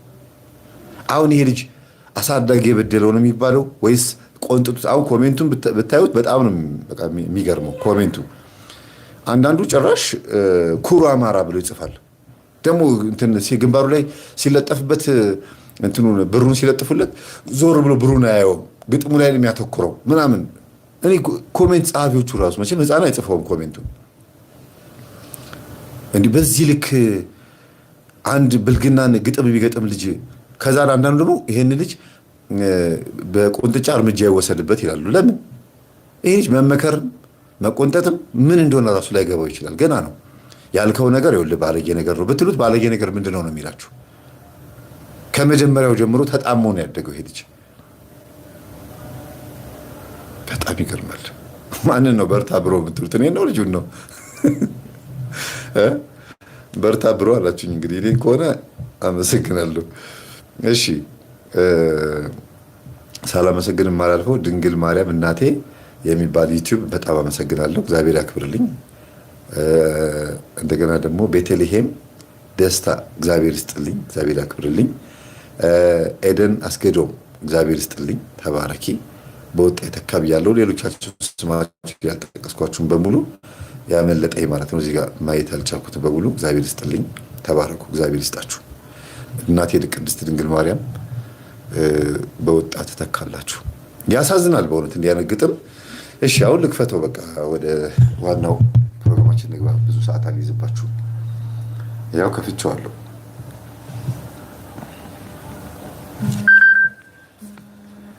እሺ ሄሎ ሄሎ ጸጥ ሄሎ ዘግቼዋለሁ። ዝም አለች። ሄሎ ሄሎ ሰላም ሄሎ መምህር ወንዶች ገብተዋል። ተመስገን ተመስገን ተመስገን። በስመ አብ በስላሴ ስም በስንት መከራ ብርቅዬዎች ገብተዋል። እንዴት ነው? ብርቅዬዎች እንዴት ነው? ሰላም ነው? እነ ዋሊያ እግዚአብሔር ይመስገን ሁሉ ሰላም። ዋሊያ እነ ቀይ ቀበሮ ገብተዋል። ብርቅዬ እንስሳት በእውነት ኮሜንት የጻፍኩ ነበር። እንደውም ለወንዶች ኧረ አንድ 30 ደቂቃ መጨረሻ ይዘጋጅልን ብዬ ያ ይቅርታ ስራ ላይ ያለው ነው። መኪና እየነዳሁ ስለሆነ ትንሽ ድምፁ ራቅ ሊል ይችላል። ጥሩ ነው። የአቅሜን ግን እየሞከርኩ ነው። ይሰማሃል? ጥሩ ነው። ችግር የለም። አሪፍ ነው። እግዚአብሔር ይመስገን። መምህር በአንተ ትምህርት በጣም ተቀይሬያለሁ። በአንተ ትምህርት ከስንት በጣም የተለያየ የሞት አደጋዎች ተርፌ እግዚአብሔር ይመስገን ይኸው ለዛሬ በቻለሁ። ለቅዱስ ቁርባንም የበቃሁት በአንተና በመምህር ግርማ ትምህርት ነው እና በዚህ አጋጣሚ በጣም ላመሰግን እፈልጋለሁ። አሜን። አመሰግናለሁ። እግዚአብሔር ይስጥልን። እንደውም ቪዲዮዎችን በመከታተልበት ወቅት በጣም መንፈሳዊ ቅናት ይዘኛል። ምክንያቱም ፍሬህን እያየሁ ስለሆነ ንስሐ የሚገቡልህ ልጆች በትምህርት ብዙ ፍሬ እያፈራ ስለሆነ እግዚአብሔር ይመስገን። ያው ክርስቶስን በፍሬያቸውን ታውቃላችሁ ስላለን ፍሬ ያስቀናል። እንደው እግዚአብሔር ለእኛም እንደናንተ ፍሬያማ ያድርገን። ፍሬ ካፈራ በኋላም አንዳንዴ የሚበሰብስም ነገር ስላለ ምናልባትም ከአትክልተኛው ከሆነ ጸሎት አድርጉልኝ፣ ከፍሬውም ከሆነ ደግሞ ከተለያየ ነገር ከሆነ ላፈሩትም ለኔም ለሁላችንም ጸሎት አድርጉልን። መምህር ተስፋዬን ጠብቀው፣ ኃጢአቱን ይቅር በለው።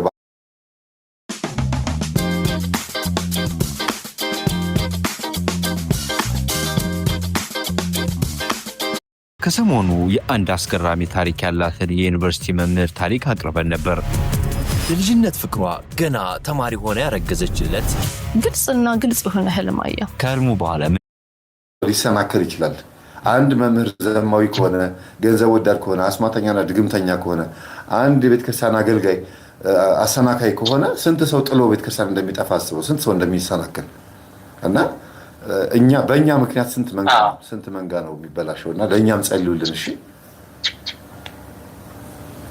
እሺ አሜን አሜን። መምህር እኔ ብዙ ሰዓት አልወስድበትም። ያው የአንተን ትምህርት መከታተል ከጀመርኩ በኋላ በጸሎት በስግደት በቅዱስ ቁርባን አማካኝነት የእግዚአብሔር ፍቃድ በላይ ላይ ያሉትን መናፍስቶች ሁሉ ለማወቅ ችያለሁ። ግን አሁን ከሁሉም በላይ የተሸገርኩበት አንዴ በውስጤ ሆነው የሚያዋራኝ መንፈስ አለ። የደብተራ ይሁን የሉሲፈር መንፈስ አላውቅም። ግን ያው አፉን መክፈት ከጀመረ በኋላ በቃ አያቋርጥም። ቀንና ሌሊት ስድብ ነው።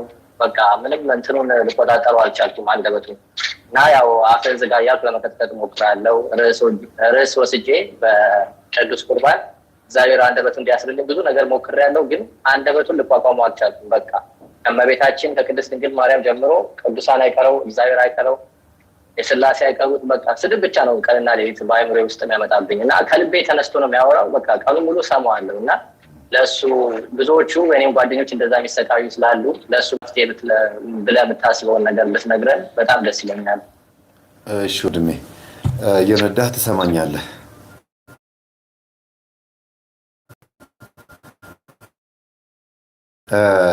በዚህ በላይቭ ላይ 1100 ሰው ይታየኛል። ይህን ያክል ሰው አገኛለሁ ብዬም አላሰብኩም። ለብዙ ሰዎች አዳርሱ። ወንድማችን የጠየቀ ትክክል ነው። በውስጣችን ሆኖ የሚሳደብ የሚራገምና የሚያንቋሽ መንፈስ አለን ያለው በሶስት አንግል እናየዋለን። አንደኛ የሌላ እምነት ተከታይ የሆኑ ሰዎች በእኛ ላይ በመተትም ይሁን በቡዳ መልክ የእነሱ መንፈስ እኛ ጋር ሲገባ ነው። በመተት ከሆነ ለምሳሌ ክርስቲያን ኦርቶዶክስ ያልሆነ ሰው ድግምት በጉርብትናም በስራ ምክንያትም ድግምት ሲያደርግብህ አንተ ውስጥ ይገባል። ያ ድግምት ደግሞ ያ መተት ደግሞ የመጣው ሃይማኖቱ ሌላ ከሆነ ሰው ስለሆነ አንተ ሮብና ዓርብ ስትጾም፣ ስትጸልይ፣ ስትሰግድ ምን ስትል ሃይማኖታዊ ስርዓቱን አይፈልገውም። መንፈሱ በራሱ እንዲሁ ሰዎችን ይጠላል። እንደገና ደግሞ ሃይማኖቱንም ደግሞ ይጠላዋል። ሰውን የሚጠላል ሃይማኖቱን ይጠላል። እና ያ መንፈስ ነው አንደኛ የሚፈታተንህ። ሁለተኛ ደግሞ ቡዳ ነው። ቡዳ ደግሞ ባለባበስ ባነጋገር ለምሳሌ እምነቷ ሌላ ከሆነች ሴት ጋራ በፍቅርም ተቀራርበ ከሆነ ካልሆነም በስራም ተገናኝታችሁ በምንም ከሆነ የእሷ የቡዳ መንፈስ በዝሙት ተመኝታህ ከሆነ ያቺ ሴት አንተም ተመኝታሃት ከሆነና ብቻ ኮንታሚኔሽኑ በዝሙት ከሆነ ነው። እንዲሁም ደግሞ በሆነ ቢዝነስም ተቀራርባችሁ ወደ አንተ የሚገባበት ምንጭ ይኖራል። መተት ሳይሆን እንዲሁ በቡዳ መልክ ከአይን ተወርሮ የሚገባ መንፈስ አለ። እሱ አንተ ጋር ሲመጣ የራሱንም እንትን ነው ይዞ የሚመጣው የራሱን ጸባይ። ትንሽ ሚውት ብታደርግልኝ ደስ ይለኛል። ትንሽ ድምፅ ያሰማል። የራሱንም ጸባይ ይዞ ነው የሚመጣው። ለምሳሌ አንተ ውስጥ የገባው ምን ጉዳይ ለማስፈጸም ነው የሚለውን ያውቃል። አንተ ምን አይነት ሰው እንደሆንክ ያውቃል። ሲመጣ አንተ ጋር ምን ፈልገው እንደሆነ ያውቃል። ያንን ማስኬድ ስላልቻለ አንተን ማጠራጠር፣ አንተን ወደ ሌላ ነገር ውስጥ መውሰድ። ለምሳሌ ፕሮቴስታንት ከሆነ መናፍቅ ከሆነ አንተ ወደ ሌላ እምነት እንድትሄድ የሚፈልግበት መንገድ በራሱ ጸበል እንዳትሄድበት እንዳትጾም እንዳትጸልይም ጭምር ነው እንጂ አንተ ያኛውን ሃይማኖት ገብተህ የሆነ እንድትድን ፈልጎ አይደለም። ደግሞ እዛ የምትድንበትም ነገር ተገኝቶ አይደለም። ከኦርቶዶክስ ስትወጣ ብዙ ነገር ዲስኮኔክት እንደሚሆን እንደሚቋረጥ ያውቃል። ስለዚህ ስላልቻለ ነው የሚሳደበው። አንተን ከኦርቶዶክስ ማስወጣት አልቻለም። አንተን ከሃይማኖታዊ ስርዓቶች ውስጥ ማስወጣት አልቻለም። ካለህበት መንፈሳዊ ህይወት ውስጥ ማስወጣት ስላልቻለ ይሳደባል። መቼም ተሳዳቢ ሰዎች ጥይት ሲያልቅባቸው ነው የሚሳደቡት፣ ወይም ደግሞ ትህትና ሲያልቅባቸው፣ ዝምታ ሲያልቅባቸው፣ ትዕግስታቸው ሲያልቅ፣ በአጠቃላይ በአንተ ላይ ማየት የማይፈልጉት ነገር ሲታይ ስድብ ይቀናቸዋል። ስለዚህ መንፈሱም የሚሳደበው አቅሙ እንጂ አድፍጦ የሚሰራ እኮ ነው። ሰይጣን ማለት እኮ እንዲነቃበት የማይፈልግ ነው። መሳደብ ከጀመረ እኮ በትክክል እየተነቃበት ነው። እየተሳደበ እንደሆነ አንተ ከሰማሁ ደግሞ የበለጠ በቃ ተፋጣቸዋል ማለት ነው። እኔ እንዲያውም አንዳንድ ጊዜ ሲያወሩ ሰማቸው ነበረ። የዛሬ 12 ዓመት 2005 2004 መንፈሱ የተያዘልኝ ጊዜ ላይ እሰማቸው ነበረ ሲያወሩ። ሁለቱ ተው ይለዋል፣ ደጋግሜ የምነግራችሁ ማለት ነው። ተው እኛ ማታ ከገባ ይቀጠቅጠናል፣ እረፍ አታስበላኝ ይለዋል። አዲስ የገባውን መንፈስ እኮ ነው ያ የነበረው መጀመሪያ የነበረው መንፈስ አዲስ የገባውን እኔ ተልኬ ነው አንዴ እንዲያርግ ተብዬ ተልኬ ነው ይላል። ኢቭን አሁን ራሱ ብዙ ጊዜ መንፈስ መግባቱን የማውቅበት መንገድ አለ። ጆሮዬ ድፍን ጭው ሲልብኝ ቶሎ ብዬ ገብቼ በመቁጠሪያ ክትት አድርጌ ማን የገባው ብዬ ራሴን እመታለሁ፣ ሰግዳለሁ። ከዛ በኋላ እምነት ምናምን ቅብዝብት ተሳረገው ጊዜ አቤት ይላል ወዲያው። ስለዚህ ምንድነው ትልቁ ጉዳይ መንፈስ በምን መልኩ አንተ ጋር እንደገባና አንተ ውስጥ ደግሞ በምን መልኩ እንደሚገለጽ ካወክበት ተፋጣቸዋል። ፊት ለፊት የምታወሩት ማለት ነው። ስለዚህ ስድቡ ለአንተ ስድብ ብቻ አይደለም መሆን ያለበት፣ ጥቆማ ነው መሆን ያለበት። መንፈሱ ተስፋ እንደቆረጠ፣ ጥይቱን እንደጨረሰ፣ ባዶ እጁን የጨበጣ ውጊያ እንደጀመረ፣ እልሁን እንደጨረሰ፣ ነጭናጫ እንደሆነ ነው የሚያሳየው። አንተ ውስጥ ያለው መንፈስ ደግሞ የማንን ባህሪን የሚያሳየው ጸባይ፣ የደገመብህን በቡዳ የበላህን ሰው ወይም ደግሞ ከአንተ ውጪ መንፈሱ የመጣበት ሰውዬ ማለት ነው። የእሱን ማንነትም ጭምር ነው የሚገልጸው። ጥርሱን እያሳየ ሰላም ብሎ አንተ ዞር ስትልለት የሚሰድብህም ከሆነ መንፈሱ ይህንን ባህሪ ነው የሚያሳየው አንተ ላይ። አንዷ እህቴ በቀደም ደውላ መምህር በዚህ 2 ወር ውስጥ የሌለብኝ ባህሪ ነው ያመጣሁት፣ ግሎ ሲብ ጀመርኩ አለች። በስመ አብ ሲጸልይ ስገጅ አልኳት። ከዛ ያዘችው። የገዛ ጓደኛዋ ነች፣ አታምንም። የገዛ ጓደኛዋ ነች፣ የግሎ ሲብ ችግር አለባት። ይህን ትምህርት አዳምጪ ትላታለች፣ አትሰማም። ምን ትላ ገና ትምህርታችን ማዳመጥ የጀመረችው እችኛዋ ራሱ ገና 4 ወሯ ነው። 4 ወር ገና በ4 ወር ውስጥ እያዳመጠች 2ኛው ወር ላይ የጓደኛዋ የዝሙት መንፈስና የሌዝቢያን መንፈስ የግሎሲ መንፈስ መጥቶ ገብቶባታል። ያው ባህሪ እሷ ላይ ተገለጸ ማለት ነው። ከዛ ደግሞ እጭ ምናምን የምትለው አዳዲስ የምታመጣው ባህሪ ሁሉ አላት። አነጋገር፣ ቤተሰብ ስታናገር የምታሳየው ባህሪ ቁጭ የጓደኛዋን እና አንዳንዴ አንተም ይሄ የስድብ መንፈሱ አንተ ውስጥ ሲገለጽ አንተ እንደዚህ አይነት ሰው እንድትወልድ ይፈልግ ይችላል። የመንፈሱ ፍላጎት ሊሆን ይችላል። እና ከዛ አንጻር ነው መከላከያውን ነገር ልንገርህ። የስድብ ስሜቱ ሲመጣ 2 ነገር ነው የምትናገረው። አንደኛ እግዚአብሔር ይገስጽህ፣ ስድቡ ለአንተ ይሁን፣ ወደ አንተ ይዞርብህ። ቅዱሳንንም ሲሳደብ መድኃኒዓለም ሲሳደብ ወደ አንተ ይሁንብህ፣ መቅሰፍቶ ነው ይወረድብህ። በረከታቸው፣ አኪዳናቸው፣ ኃይላቸው የክርስቶስም ከሆነ ደግሞ እንደዚሁ በመስቀሉ ይውጋ እያልክ፣ መላእክትም ከሆነ ደግሞ ቅዱስ ሚካኤል በሰፊው ይውጋ፣ ቅዱስ ሩፋኤል በእሳቱ፣ ቅዱስ ገብርኤል በጦሩ፣ ቅዱስ ኡራኤል በመብረቁ ይምታህ እያል የሚሳደበው መንፈስ መምታት ነው።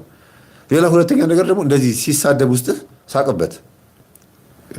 ይሄ እንዴት ነው አለ አይደለም እና ምን ታደን አልሳደብም ብትሰድቤ ምን አይለጠፍብኝ ምናምን ብለህ ነገሩን ቀለል አድርገህ መንፈስ እንደሆነ አስበህ ነገሩን ተወው። ያንተ እንዳልሆነ አስበህ እነዚህ ሁለቱን ተጠቀም። ይሄ ነው። ሌላው እንዲህ አይነት ተሳዳቢ መንፈስ የአዳልሞት የሚባል የቤተሰብ የዛር መንፈስም አለ። ይሳደባል። ተጠራጣሪም ነው። ስዕሉ ፊት ስትንበረከክ ስዕሉን እንዴት ነው ጸሎትን እንደማያሳርግ ጨርቅና ቀለም ብቻ እንደሆነ ባነር እንደሆነ ወይም ደግሞ ዝም ብሎ ወረቀት እንደሆነ ሊያሳምን ይሞክራል። ይህን ሲስተም ሲጠቀምብህ አዎ ነው ብለህ አሳምነው። ነው ጨርቅ ነው፣ ቀለም ነው፣ ባነር ነው፣ ስዕል ነው፣ ወረቀት ነው፣ ግን የእግዚአብሔር መገለጫ ነው በቃ እንደሆነ አውቃለሁ በለው። ለምን እዛ ላይ ስዕሉ ላይ ያለችው ድንግል ማርያም ራሷ ድንግል ማርያም ሳትሆን የእሷ መገለጫ ነው። ድንግል ማርያምማ ከስዕሉ በላይ አይደለም። ከስዕሉ ከኛ ከሰዎች ውበት በላይ ነች የምታብረው አይደለም ከስዕሉ። ስለዚህ ራስህን ቀለል ባለ መንገድ ነው እያሳመንክ እየገለጽክ መሄድ ያለብህ እንጂ ሌላ ምንም መፍትሄ አይኖረውም። መንፈስ መሆኑን ግን ማመን አለብህ። የስድብ መንፈስ፣ የጥርጥር መንፈስ እንደሆነ አምነህ ነው ይሄን የምታደርገው። እኔ ነኝ እንዳትል። እኔ ነኝ ብለህ የምታስብ ከሆነ ራስን ትጠላለህ።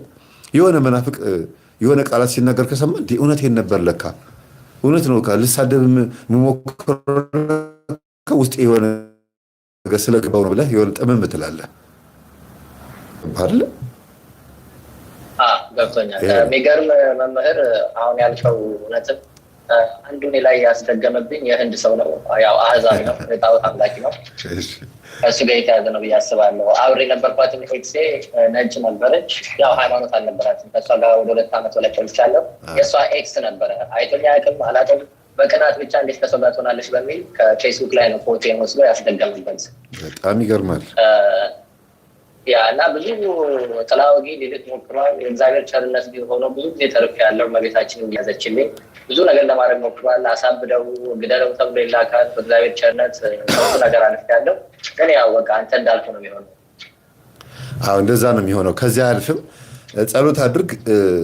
ከዛ ውጭ አሳምነው ራስህን። እሺ እኔ አይደለሁም የሚለው ሀሳብ ውስጥህ ሊሰርጽ ይገባል። ከዛ ነፃ ትሆናለህ። እኔ አይደለሁም ካልክ እኔ አገባኝ፣ እኔ አይደለሁም ይሄ አንተ ስራ ነው ትለዋለህ። ደግሞ በዚህ መጣ እለው ነበር ብዙ ጊዜ ጥፋቱ የኔ እንኳን ቢሆን ብዙ ጊዜ ምን አደረግ ነበረ። ደግሞ በዚህ መጣህብኝ ይሄን አሰራኸኝ እላለሁ። የራሴ ምን ችግር ከሆነ ሄጄ ንስሓ እገባበታለሁ። ምን ችግር አለ? ለአንድ ቄስ ተናግሮ እኮ ኃጢአትን ማስወገድ ምን ብለህ ስታሳምነው ውስጥህን እንዴት ነው መጨናነቅህን ይፈልገው የነበረው መንፈስ ይዋረዳል። አይ አሁን ደግሞ አባ እንዴት ነው ሄጄ የማገኛቸው? እንደዚህ ቤት ተጠራጠርኩ። አንድ ልጅ አለ በህልሙ የሆነች ሴት በመጣች ቁጥር ህልመ ሌሊት በፈሰሰ ቁጥር ኃጢአት ሰራው ዝሙት ሰራው ብሎ ሄዶ ንስሓ ይገባ ነበርና ቄሱ እንደው አንተ ልጅ እንደው እንደዚህ ዝሙት የምትሰራማ አትመስልም፣ እንደው ከዚህ ሁሉ ሴት ጋር በየቀኑ ስታድር ጥሩ ነው ይሉታል። አይ አባቴ እኔ እኮ ብቻዬን ነው የማድረው አላቸው። እና ታዲያ ይሄ ሁሉ የምትለኝ ምንድን ነው? በህልሜ እኮ ነው። አይ እንደው የዋህ ልብ እንደው አሉት። በቃ ይሁንልህ ተቆጥሮልሃል፣ በቃ እግዚአብሔር ኃጢአትን ይቅር ብለዋል። ከዚህ በኋላ በህልምህ ሴት መታ ስትገናኝ ያንተ ጥፋት አይደለም እሺ ብለው ነገሩት። ያንተ አይደለም ያቺ የመጣችው ሴት በህልምህ ነው። በቃ ዘርህን የሚያፈሰስከው ሆን ብለህ አይደለም፣ አትጠየቅበትም። በህልም የፈሰሰው ዘር ግን ቀን አይንህ በዝሙት የሚንከራተት ከሆነ እሱን አስተካክል፣ ቀንስ እንጂ ህልም ላይ የመጣችዋን ሴት አንተን በዝሙት አልጣለችህም ብለው ነው የነገሩት። እና ምንድነው ልል የምፈልገው አንተ ውስጥህን አሳምነው። እኔ አይደለሁም ይሄን የማደርገው እምዋሸውም እኔ አይደል። ስለዚህ ውሸትን የምትዋሽ ከሆነ ለማስተካከል መሞከር፣ ዝሙትን የምትፈጽም ከሆነ ዝሙትን ላለመፈጸም ራስህን መገደብ። ከዛ ውጭ ግን ሰው ነህ፣ እግዚአብሔርም አባትህ ነው፣ ክርስቶስም ቤዛ ሆኖሃል፣ ዋጋ የተከፈለልህ ሰው ስለሆንክ ስጋህን ይሄ ማንነትህን አክብረው። በአንተ ላይ የሚከናወነውን የእግዚአብሔርን ስራ ዝም ብለህ የምትመለከት ነው መሆን ያለብህ እንጂ በፈለግከው መንገድ ሄደህ እንደፈለግህ ከሆንክ በኋላ ንስሓ እገባበታለሁ እያልክ መልሰህ ደግሞ እንደገና ጥፋት የምታጠፋ መሆን የለብህም። ጠንቃቃ ሰው መሆን አለብህ። ለነገሮች ትኩረት ሰጥተህ በአንተ ዙሪያ ያሉትን ጓደኞችህንም ራሱ መቀነስ ካለብህ ቀንሰህ የምትውልበትን ውሎህን ራሱ አስተካክለህ ጸሎትን በምትጸልይበት ሰዓትም መጥነህ ነው። በጣም ረጅም ሰዓት መንዛዛት የለበትም። በጣም ደግሞ አጭር አታርገው። እንደ እድሜህ ወጣት ከሆንክ ስትሰግድም ስትጸልይ ምንም ስትልም ላለመሰላቸት ደስ ብሎ ጥር ምጥን ያለች ጸሎት እየጸለይክ ራስን አለማምደኸው ነው ከዛ ወደ ትልቁ ጸሎት የሚገባው። የሚጠበቅብህ ከአንተ ንጹህን ልብ ይዘህ ታማኝ ሆነህ በትንሹ ታምነህ እግዚአብሔርን በንጹህ ልብ መውደድና ጸሎትህን በየቀኑ በአጭሩ ጸልየህ ታምነህ መገኘት ብቻ ነው የሚጠበቀው። እንደ ባህታውያን እንደ መናንያን ራስህን ማስጨነቅ የለብህም። እንደዛ ስለ ጸለይክ አይደለም ሰይጣን የሚታሰረው። ደግሞ ስላልጸለይክ ሰይጣን ገባብህ ማለት አይደለም። ዋናው የልብህን ጥንካሬ ነው የሚያሳየው። እና ራስህን ጠብቅ። የሚሳደበው ስድብ አንተ ውስጥ ያለው መንፈስ እንደሆነና መተቱ አሁን እንዳልከኝ መተቱ እንደሆነ አስበህ ሁልጊዜ እንትንህን መቀጠል፣ ይሄ ሃይማኖታዊ ስርዓትህን መቀጠል ነው ያለብህ። እየተሳደብኩማ እንዴት እጸልያለሁ ምናምን አትበል። እንዳታረገው እንደዚያ ነገር በፍጹም ይሄን ሀሳብ እንዳታስበው። እሺ መምህር፣ በዚህ ጉዳይ ላይ የሚገርም ይሄ የአሕዛብ መናፍስት ስለሆነ ለክርስቶስ ፍቅር እንዳይኖር ልብን የማደንገዝ ነገር አለ። ብዙ ጊዜ ከክርስቶስ እንድርቅ የሚያደርገው ጥረት አለ እና በፍልሰታ ጊዜ ሱባኤ ለመግባት ሞክሬ ነበረ እና 7 ቀን በቻልኩት መጠን ስራ እየሰራሁ ሱባኤ ገብቼ ያየሁትን ነበረ እና በህልሙ ያየሁት ከጓደኛ ቤት መወደው ጓደኛ ያለ ቅርብ ጓደኛ ነው፣ ብዙ ያገዘኝ ጓደኛ ነው። ከሱ ቤት ለወጣ ስል ሂድና መኪና ናምጣ ነገር ይለኛል። እኔ ደግሞ እንዴ መኪና አለኝ እንዴ ምናምን ብዬ ተገርሜ መኪና ላመጣ ሄዳለሁ እና ወደ ውጭ ስወጣ እኚህ ኦልድ ስታይል መኪኖችን ታውቃቸዋለህ? በሌሊት ውስጥ ኦልድ ስታይል ሆነው አዲስ ሆነው ግን በብዙ ዋጋ ነው የሚሸጡት እና እንደሱ አይነት መኪና አገኛለሁ። እንዴ ይሄ እኔ መኪና ነው እንዴ ምናምን ብዬ ገርሞኝ መስኮቱ ክፍት ነው በሁለቱም በኩል። ከዛ በድራይቨር ሳይድ በኩል ሄጄ ሳይ እንዳለ ውሻ የሚያድርበት መኪና ነው የሚመስለው። በቃ ውስጡ የውሻ ፀጉር ምናምን አለበት እና የመቀመጫ የድራይቨር ሳይዱ መቀመጫ ላይ ትልቅ ይሄ የበሬ አጥንት ተግጦ ያለቀ አጥንት ይመስላል ተቀምጦበታል መቀመጫው ላይ እና ግጬ ከዛ ምንድን ነው ብዬ እስቲ በሌላ ሳይድ ዞሬ ልይ ብዬ ልዞር ስል የማዕድ ውሾች ከየት መጡ ስታልን እየሮጡ መጡብኝ። ከዛ ደንግጬ መሮጥ ጀመርኩ። ስሮጥ የሆነ ሰዓት ቆምኩና በድንጋይ ስላቸው አልስታቸው መታቸዋለሁ። አልስታቸው መታቸው ስመታቸው ይቆማሉ። ግን እየመታሁት ራሱ በፍጥነት ይከተለኛል እና ውሻው ነጭ ነው ተለይቶ የሚከተለኝ። ስመታው ራሱ ምንም አይፈራም ይከተለኛል። እና ከኋላ ደግሞ ከሩቅ ቦታ ሆና አንድ ሴት ቆሻሻ ውስጥ ቆማ የምትመለከተኝ ይመስለኛል እና ውሾቹ ደግሞ የእሷ ይመስሉኛል። እና እንትኑ ብዙ አልገባኝም። ትንሽ በራሴ የተረዳሁት ነገር አለ፣ ግን የህልሙ ብቻ አልገባኝም። እስኪ ብታስረዳኝ ደስ ይለኛል። መኪና እንግዲህ እንደ ጊዜው አይደል የምናየው። እግዚአብሔር በየዘመናቱ ህልም የሚያሳይበት መንገድ አለውና ድሮ መኪናን የሚተካው ሰረገላና ጋሪ ነው። አሁን ደግሞ መኪና ነውና መኪና በስጋችን ይመሰላል። ሾፌሩ ደግሞ ነፍስ ናትና ስጋህን የሚፈታተነው የሚከታተለው ነገር አለ። ስትመታቸው የሚመቱልህ ጸሎትህ ስሙር እንደሆነ የተሳካ እንደሆነ ማሳያ ነው። ጥሩን ያለው እንትንህ መንፈሳዊ አቋምህ የዝሙት መናፍስትን እየመታቸው ነው። ውሻ ማለት የዝሙት መንፈስ ነው። በተለይ ቡችሎች ምናምን ከሆነ የዝሙት መናፍስት ናቸው። ትልቅ ውሻ ከሆነ ደግሞ የዛር መንፈስ ነው። ጥቁር ከሆነ በተለይ ደግሞ እንደዛው ልክ እንደዛው ነው እና ስትመታቸው ይመታሉ፣ ግን ይከተሉሃል። ያ ማለት ጸሎትህ ጥሩ ነው የጸለይክ ያለው ነገር፣ ግን እነዚህ ለቀው የማይለቁህ ናቸው። ያ ማለት አንተ በውስጥህ የምትፈልገው ነገር አለ ማለት ነው። እንዲርቅ ትፈልጋለህ፣ ግን አሁንም እዛው ቦታ ነው ያለው። በምሳሌ ልንገርህ፣ ሰዓትህ እያለቀ ስለሆነ ነው የምነግርህ። አንድ 3 ደቂቃ ስለሚቀር ነው። 17 ደቂቃ አውርተናል። በሰዓት ነው የምናወራው። 20 ደቂቃ ነው የምሰጣቸው ለሁሉም ብያለሁ። እስካሁን 4 ሰው አውርቻለሁ። ለምሳሌ ምንድን ነው የምትውልበት ቦታ፣ ስራ ቦታ ያሉ በዝሙት የሚፈታተኑ ሴቶች ካሉ አንተን የሚመኙህ ናቸው የሚሆኑት። ብዙ ጊዜ የሚከተሉ ከሆነ አንተን የሚፈልጉ በገንዘብ የሚሆን በዝሙት በተክለ ቁመና የሚሆን በምንም አንተን የሚፈልጉ አሉ። የለመደ አንተን ስጋ የለመደ ሌላ የዝሙት መንፈስ አለ ማለት ነው። ሁለተኛ ደግሞ አንተ የምትሰራበት ስራ አካባቢ ከስራ ከወጣህ በኋላ ሁሌ ጎራ የምትልበት ቦታ ካለ ቦታ አቅጣጫህን መቀየር አለብህ። ኔትወርክ ተቋረጠበት አለ ወንድሜ አለ የተቋረጠ ነው። ከስራ እንደወጣህ ሁልጊዜ በስራ ቦታህም ሊሆን ይችላል፣ መኖሪያ ቤት አካባቢም ሊሆን ይችላል። ጎራ እያልክ ፉት እያልክ ወይም ደግሞ ቀመስ እያልክ የምትገባው ኃጢአት ካለ እሱን ማቆም የምትችልበትን ሲስተም መፍጠር።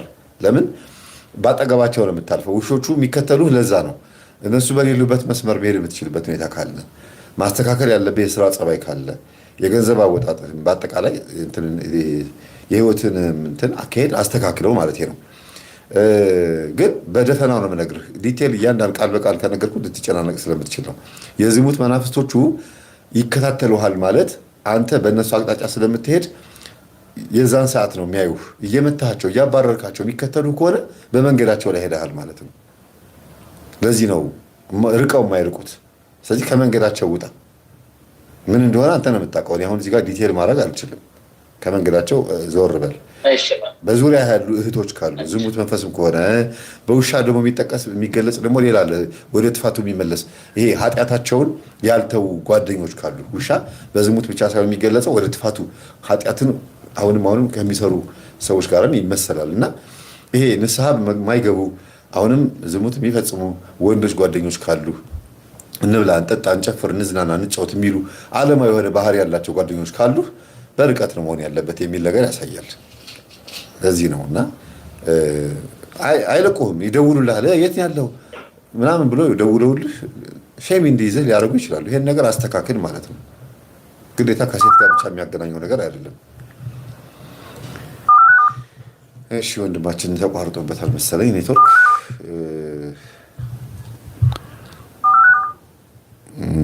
ድንገት ከመጣ እሺ ፍራኦል ቅርታ እንግዲህ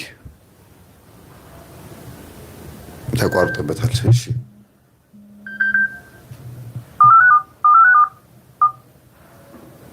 ሄሎ፣ ቅድም ኔትወርክ ተቋርጦባት ነበር።